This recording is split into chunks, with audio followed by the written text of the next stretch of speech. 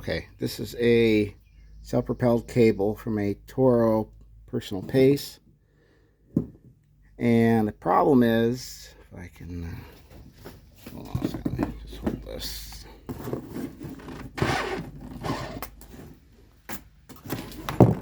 You can see the cable is a little bit broken. It's basically rusted in half. So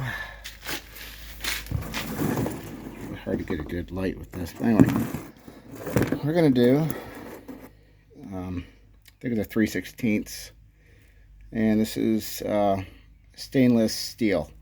I believe this was either galvanized or possibly plated for the original.